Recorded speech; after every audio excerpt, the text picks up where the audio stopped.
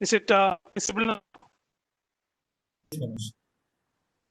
Okay, thank you for that small glitch.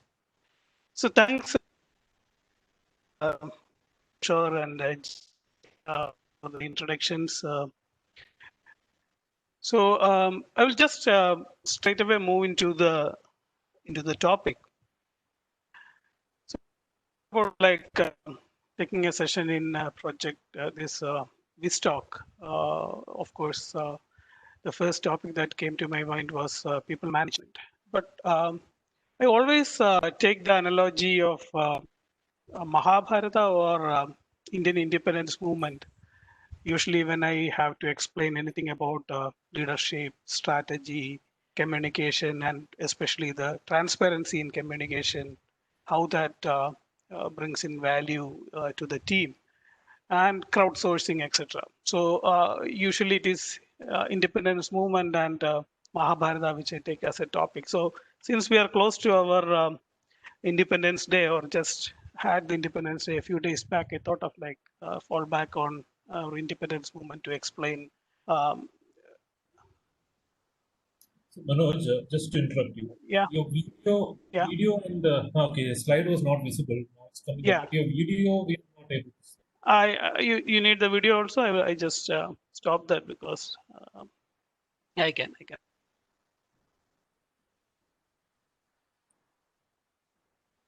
Let me just check.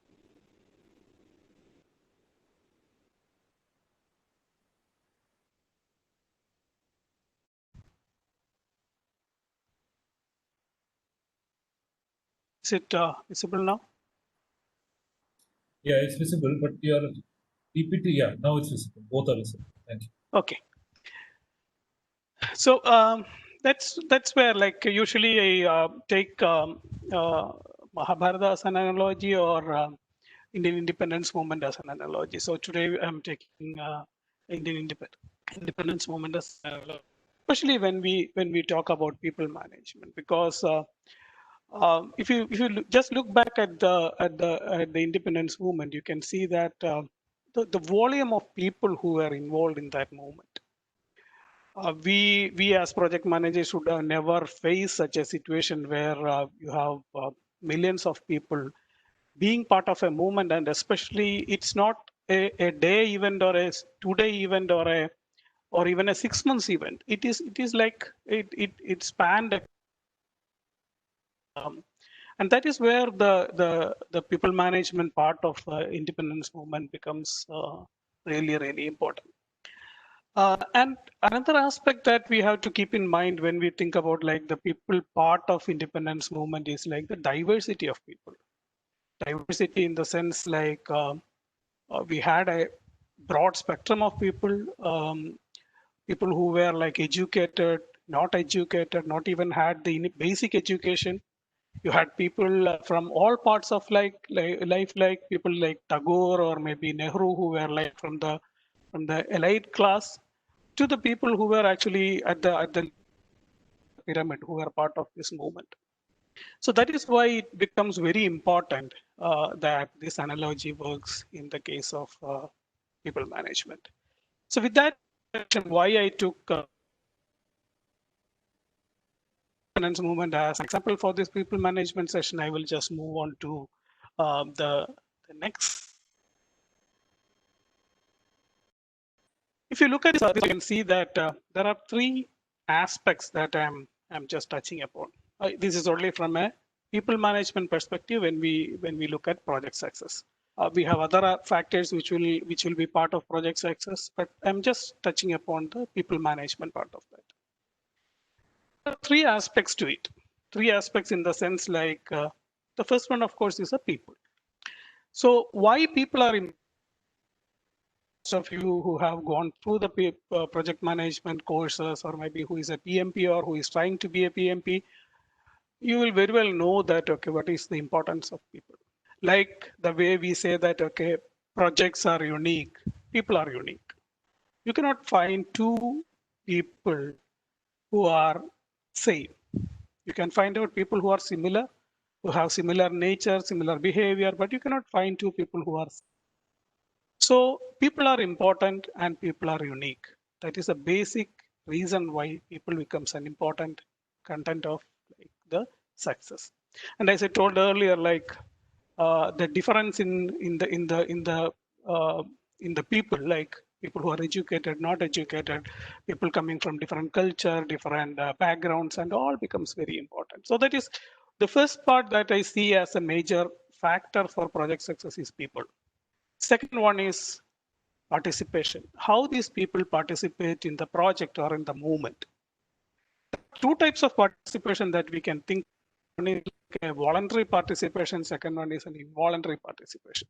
So voluntary participation means like I get a feel of like ownership, or I start getting a feel of like ownership. Some people call it as false ownership. Some people say that okay, you should not have an ownership feeling about your company or your project or anything like that. That you should be detached from the project from a emotional perspective. But this is not emotional, but you should actually feel like part of that project and participate. Second part, how much your people are participating in the project, and especially voluntarily. Involuntarily, they may participate, like since it is their job or because like they don't have any other choice, they may be like participating in your project involuntarily. So what we need to do as project managers is to make that participation volunteer. Third thing is like the performance part. So when you have the people, you have their participation, 60 to 70% of performance is assured. But what we can do to enhance that performance, how you can actually enhance that performance, how you can actually add more tools and technologies into the system. When I say tools, it is not the software tools that I am talking about, but the methodologies or maybe the technologies that we engage into this.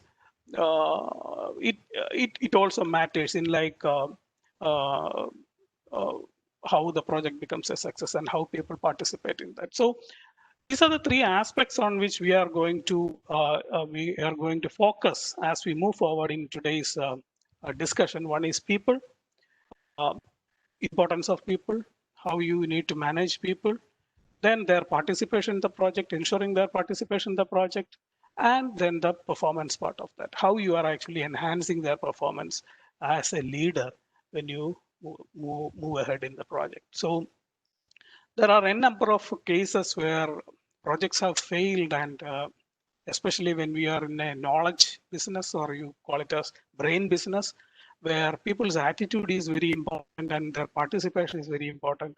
There's a high chance that your project will fail if you don't have the right people, if you don't understand your people, they don't participate in your project, they perform. So that is the three P's that I am going to focus as we move forward from a people management perspective. So if you look at like the first one, it's people. That okay, why people is important. Why the people are important. So I will just start with a couple of stories, and then we will move into like why people are important.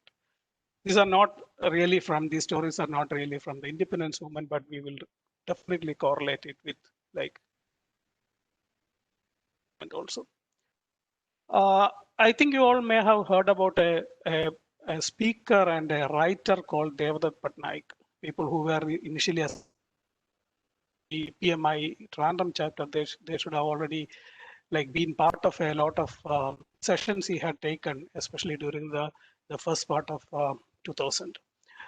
So Devdutt Patnaik is a doctor by profession or by academics. He never practiced that, but he was actually the chief belief officer of the group, which is like the mother organization of uh, Big Bazaar and the rest of the groups. So what he usually correlates is like business, mythology, and all. So this is an interesting story he actually talked about when he was talking about like how people are different. So why I wanted to quote this story is because like I want to make the point very clear that people are different. So It's a story. It's not an original thing which has happened. So the story actually happens in the Indus Valley area, where back when Alexander the Great was actually conquering the world. So you all know that story. So Alexander was conquering the world, and he actually came near to the Indus Valley. And what he saw there was an interesting thing. He was on top of that horse, and those elephants and all those big army was there. But what happened is like he saw a gymnosophy sitting there. A gymnosophy means like a naked saint, normal saint, if you don't want to complicate things. So Alexander asked the question. He observed this gymnosophists. The gymnosophists was sitting idle there for some time. Alexander observed and then came near to the gymnosophist and asked the question, "Hey man, what are you doing?" And there was no response from the gymnosophist. So Alexander again raised his voice and asked the question, "Hey man, what are you doing here?" So gymnosophist very slowly opened his eyes and with a calm face answered Alexander, "I'm doing nothing." Alexander was surprised. "What? Doing nothing?" And the gymnosophist again with this calm face told, "I am enjoying nothingness." Alexander was surprised. He started laughing. After the initial surprise, he started laughing. How can somebody be like doing nothing? So then the gymnosophist slowly looked at Alexander and the army and the elephants and the horses, and he asked the question, "Hey man, what are you doing?" Again, Alexander was surprised. Nobody asked him the question. Why should somebody ask Alexander the question of what he is doing when he is coming with the whole army? Alexander told, "I am conquering the world. You don't know me? I'm conquering the world." And the gymnosophist started laughing. So that is where the story ends. Two people living in the same period. One could not understand what the other person is doing, mainly because they both come from a different belief system. And that is where Devadatta Patnaik talks about belief, behavior, business. What decides your business or what you do, or maybe like what is the result of what you do, it is determined by your behavior. How you behave in an environment will determine what you finally end up with. And your behavior will have a dependency on your belief system. Alexander, who came from the Greek mythical background, if you look at like the Greek mythology, they have only one life, and you have to achieve one life, and they usually they don't sit idle. They always try to conquer. But if you come to India, you have infinite life. Whatever you do, there is a next life. There is a next life. There is a next life. So we are very calm. The moral is like which one is good or which one is bad is not the moral of the story. The moral of the story is like people are different. And what happens to you as a project manager is like your team is also different. You should not be approaching your team, all the team members with the same mindset, with the same strategy, the same attitude, with the same arms and ammunitions. Go back to the Indian independence. You had people like Tagore who were like intellectually bright. You had people like a peasant in Uttar Pradesh who never even knew how to write his name. Mahatma Gandhi or the leaders of the Indian independence movement had to carry both of these people, both these categories. People who were coming from Trivandrum, they never had any sort of like similarity with the culture from which the north of India, Indian people is actually brought up. So that is about first part of people. Now look at the second thing, Ashoka, the same person. Before Kalinga War and after Kalinga War, how Ashoka changed. So you actually understood one of your team members, learned about their background, learned about their culture, learned about the personal traits. Now, 4 years, the person should have changed. Again, it may be a voluntary change or an involuntary change. Maybe because of some incident, it may not be because of some incident, but the person has changed. Again, look back to us ourselves. Like one fine evening, we come back to the home. Now we are all at home, but typically when you come back to your home, your little kid runs to you and says that, okay, look, today I got a 3 star in my book. Fantastic, because you had a good day at office. Tomorrow, and you will say that, okay, every day you should tell me all the stories about school when you come back. When I come back, the next day you had a bad day at office. You came back, the same kid ran to the same mother or the father. How will you react? So your team is also like that. They have different moods, different days. So people actually change over a period of time. So you have to consider these people from different culture, different background will have different ways of like behaving, and people across like time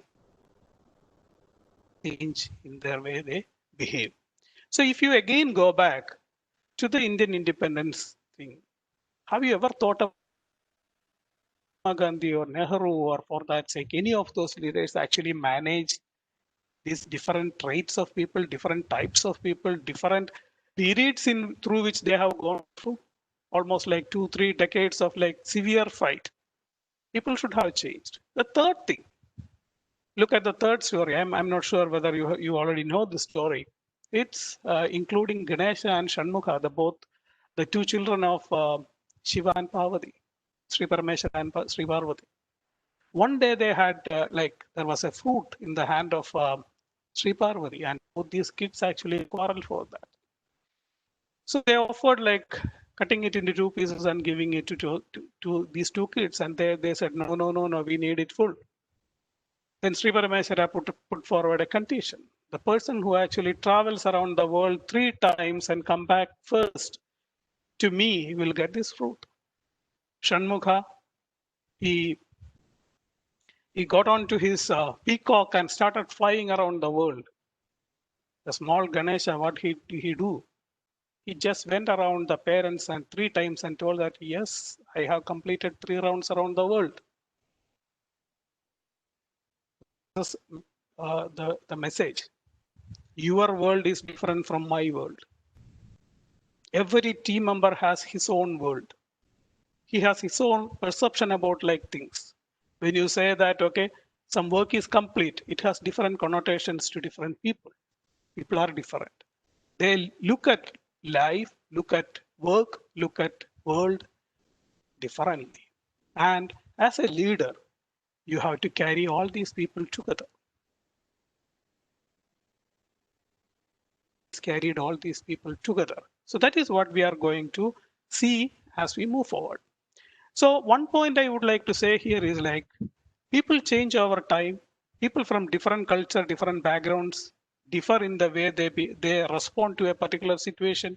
As leaders, you should always keep in mind that their world is different from your world. So you have to deal with people keeping all these three dimensions with you.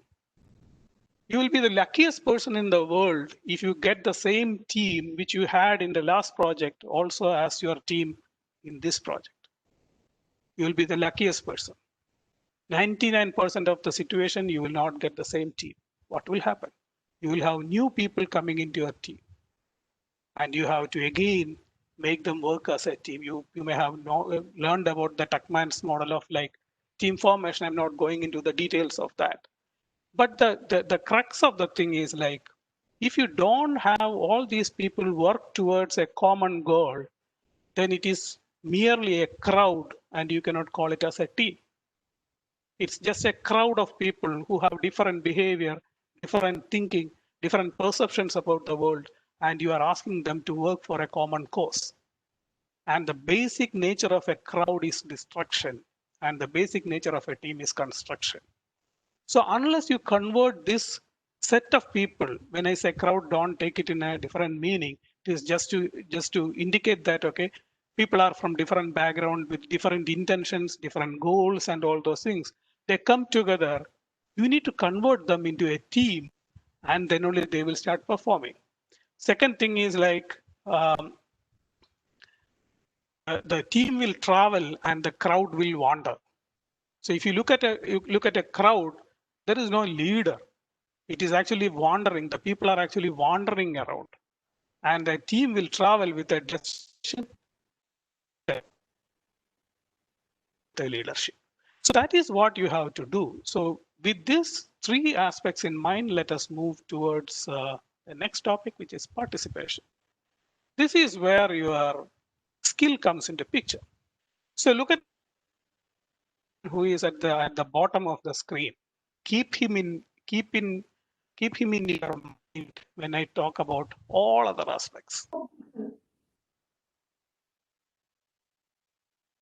We had people from different culture, different background, different educational background, different economic status, different religion, different belief systems, all over India who were not united by any other reason till that point of time come under this movement. People who were like over a period, it's like almost like 3 decades. That is where like this movement actually gained the power or gained the strength. He carried these people along during that. He carried different types of people with different egos, different way of reacting. And that is where we need to keep ourselves into that, understand how the leaders of this movement actually made the people management a real success. So three things that I would like to focus, how you can convert the crowd into a team. The first one is trust. Look at that child. Look at that child. So if you are actually raising your child and catching him back, what will the child do? It will laugh. It will laugh because he knows that, okay, will not allow him to fall. Like raising a child and like throwing up, it will cry because like it doesn't have the trust. It is not because like you are the father or you are the mother, you are the brother or something like that. It is the belief that that little boy or little girl has in you. So that is the same level of trust that you as a leader have to build in the minds of the people. And of course, keep in mind that people are different. So you have to have strategies, you have to have methodologies which will actually have an impact on all the sets of people. We will come to that later as we move down. But trust towards the leader, trust by the leader towards the team, and the trust within the team are the three major factors which will have an impact on the success of the team or the way in which the crowd will get converted into a team. Harvard study which says that a team which has trust within themselves and trust with the leader, almost like 50% of the situations, there is a high chance that the team will actually be very successful. And the productivity will increase by almost like 50% is what they're telling. Why? Because like you don't need to actually do things to make sure that you are trusting the entire rest of the team. You don't want to build those safeguards around you when you trust people. When you trust your neighbor, you don't need a wall. When you trust your neighboring country, you don't need a boundary. You don't need a what you call a border. You don't need the army. So similar to that, you will be 100%. Your team will be 100%. Not in projecting their work if they actually trust each other. So that is what Mahatma Gandhi actually did. The millions of people who were working for a common cause, they trusted each other. How they trusted each other, why they trusted each other, why they trusted the leader. So they had a goal. They had a shared vision of bringing down the flag of Great Britain and hoisting the Indian flag there. That was the goal which was instilled in the minds of all the people. So if you are a leader, if you are leading a project, First thing that you have to do with your team is like instill that shared vision. Why we are existing, why we are here, why we are actually doing all this. Shared with the team, and they should know end to end what we are actually intending towards. So that goal should be very clear. It is not like, okay, yeah, I am the manager, I know what is the final destination, and you are workers, you need not know what this project is all about. That needs to be there if it is a defense project. That needs to be there if it is a very, what do you call, camouflaged project. Otherwise, the entire team should share the same vision. Without that shared vision, they cannot trust each other. They cannot come together. They will not be. That is where the chief belief officer concept of Kishore Biani became very important. Why he wanted chief belief officer?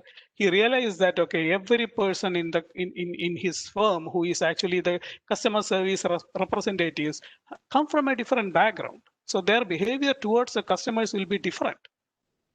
And what he was trying to build a brand like Big Bazaar, which is very similar across India. So you can make your shop look alike.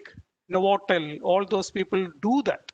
But how can you make your people behave to your customers in the same way? You have to go back to their belief system. You have to change that. You have to change that belief system to the Kishore Biani belief system or the Big Bazaar belief system or the Future Group belief system. That is why he actually recruited Devdutt Patnaik as a chief belief officer of Future Groups. So you need to be the chief belief officer of your team. That was what Gandhi did. He became the chief belief officer. He brought together all these people who are coming from a different belief systems into the belief system of one India. And he emphasized on the goal of like why should we should exist. We should exist to get freedom for India.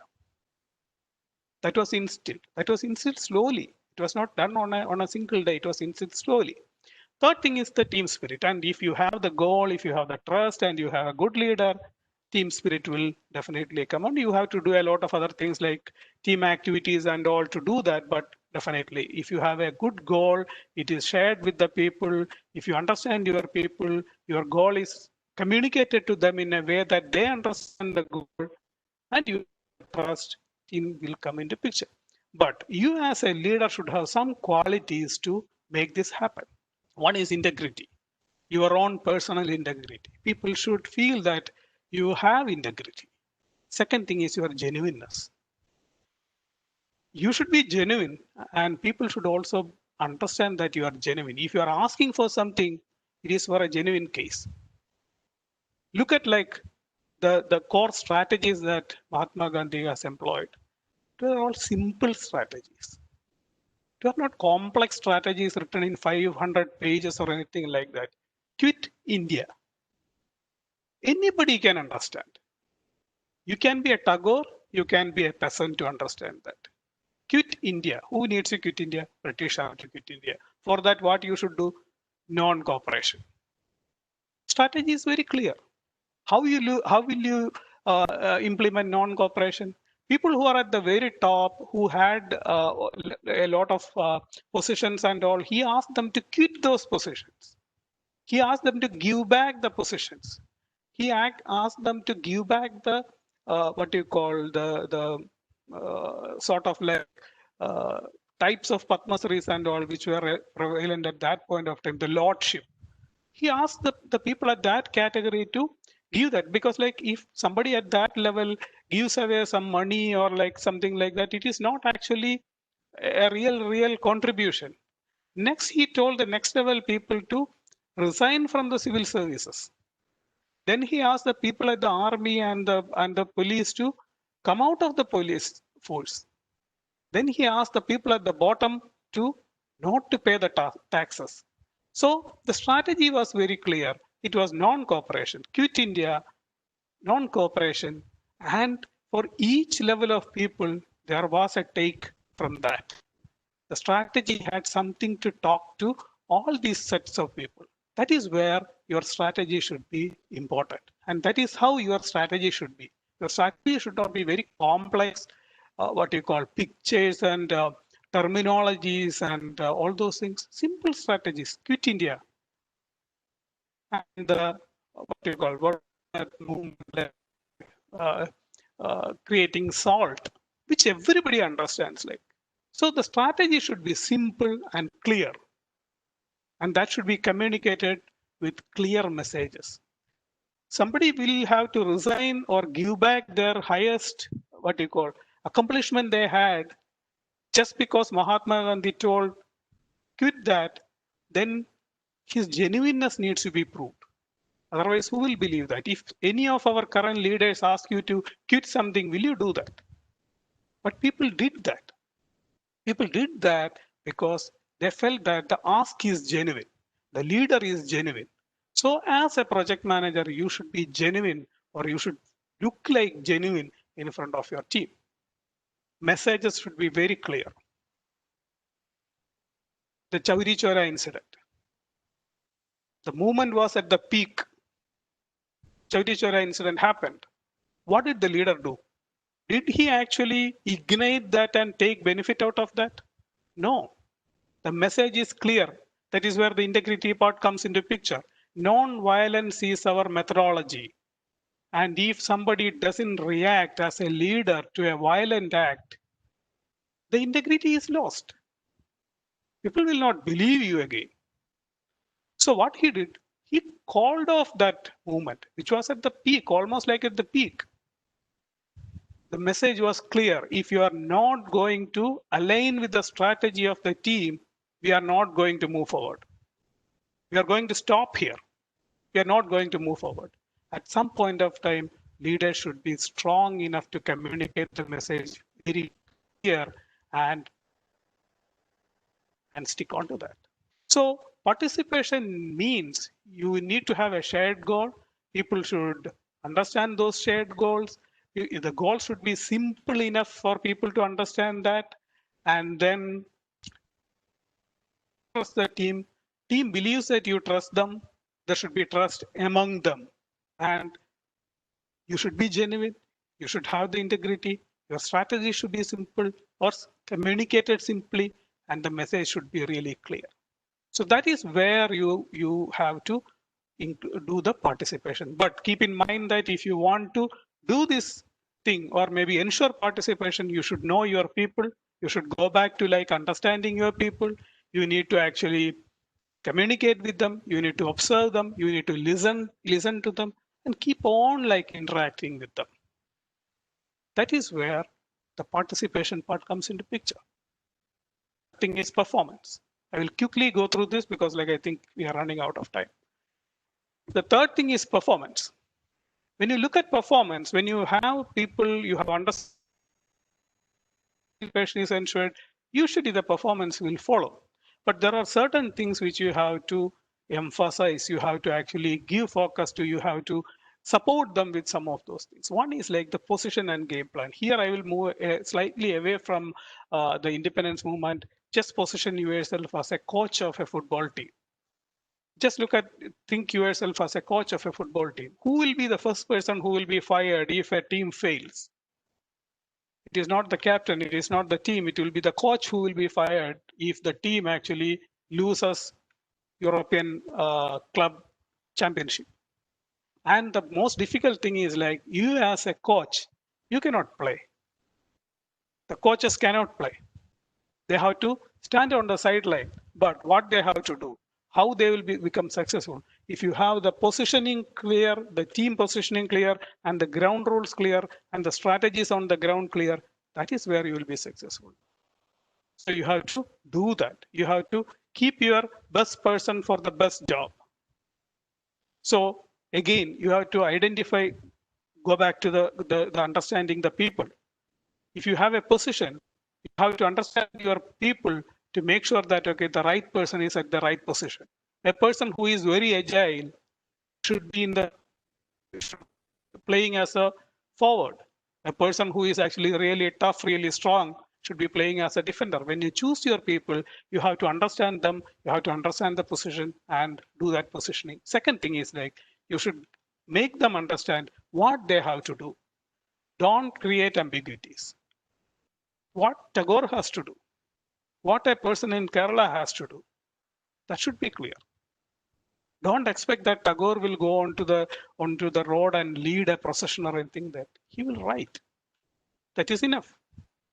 Leverage the strength of a person rather than like trying to find out his weaknesses, unless that weakness is actually really catastrophic to the project. If a person is really strong in one area, that's the easiest way. Rather than covering the weakness, leverage the strength and position them. Second thing is motivation. There is an interesting saying about motivation by Zig Ziglar. Zig Ziglar is a great motivational speaker. What he talks about is like people say that motivation will not last. True, motivations will not last. So does bathing. That is why you are asked to take bath every day. That is what he says. Motivation will not last. You have to keep on motivating the people. When you motivate the people, it is not always praising people. I have done many things where I have challenged people. Challenging people is also a motivation. If somebody gets motivated, if you challenge them, tell that, okay, if you cannot do that, let me know. I will get it done by somebody else. Some people will get challenged. So motivation is very important. Look at, again, going back to Mahabharata, how people were motivated. What was the difference? Look at Karna and Arjuna. Both were almost like equal in their skills. Karna had a chariot driver. His name was Shalya. He always talked to Karna like, okay, you are not going to win against Arjuna. Why are you going for a fight? You cannot win Arjuna. On the other side, look at who was actually with Arjuna, Sri Krishna. At some point of time, he even entered the battlefield with his Sudarshana Chakra, gave the confidence back to Arjuna that, okay, I am here, and always motivated Arjuna. What was the difference? Arjuna got motivated.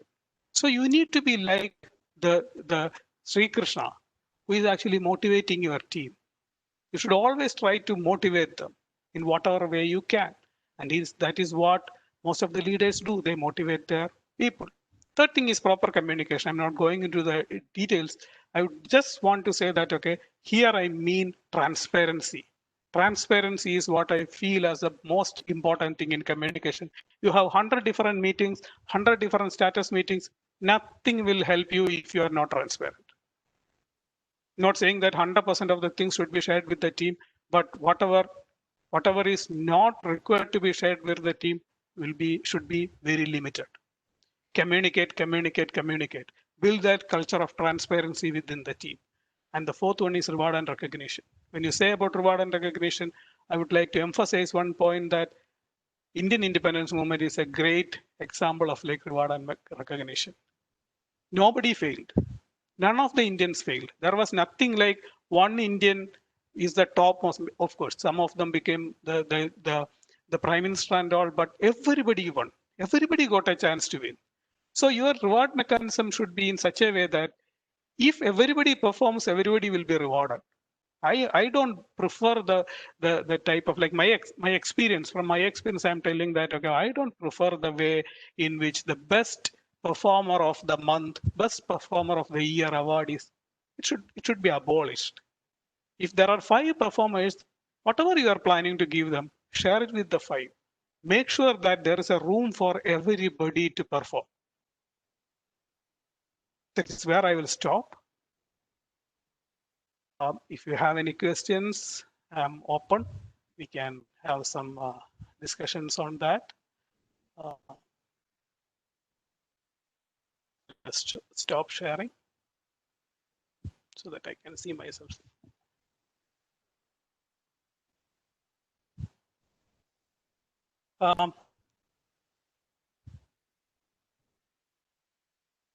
Where will the questions get posted? Is it in the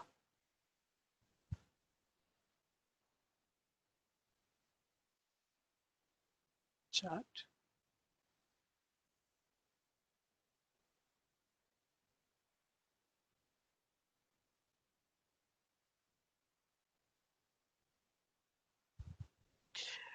Yeah, thanks, Matthew sir.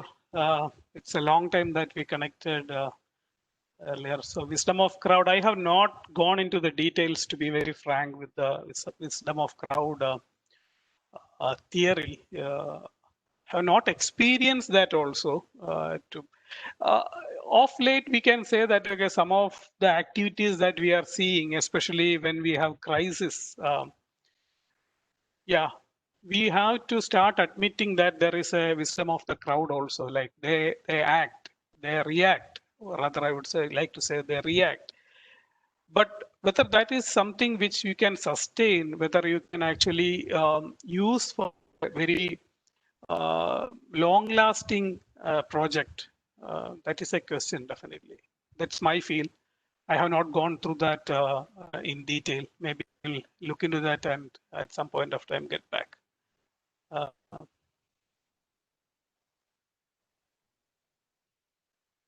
Not seeing questions. More questions.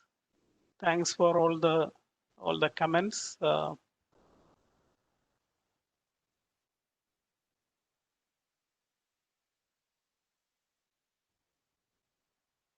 I'm really sorry that we have exceeded the timeline, but it usually happens like that. It happens when I take all the sessions, so I should undergo a time management training or something like that.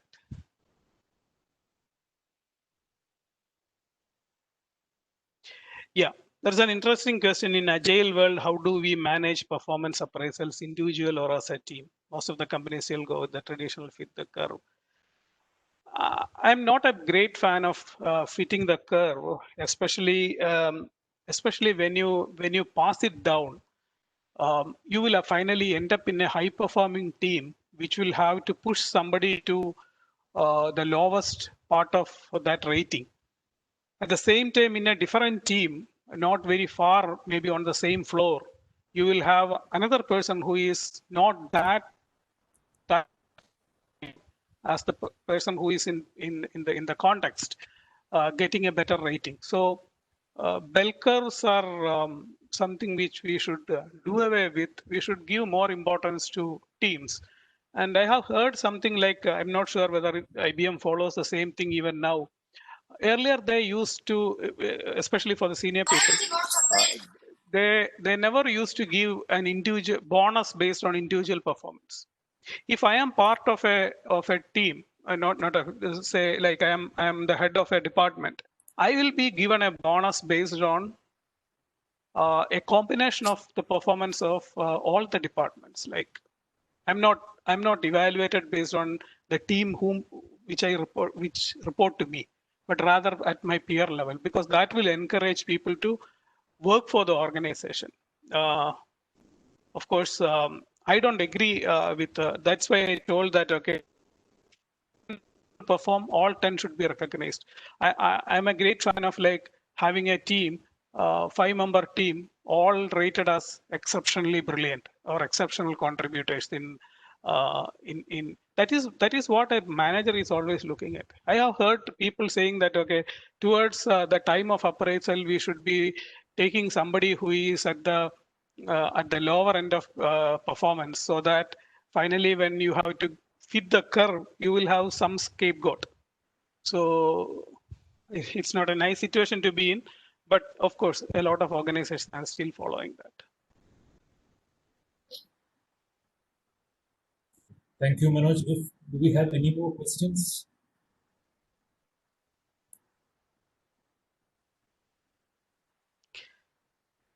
So, Thank you, Manoj, for this wonderful session. A lot of Good one, messages. Manoj. Interesting one. Seriously. thank you. Awesome. Thank you. Thank you. So So thank you, everybody. Yeah, thank you, everybody, and request all of you to come up as speakers for this talk and come up with such interesting sessions.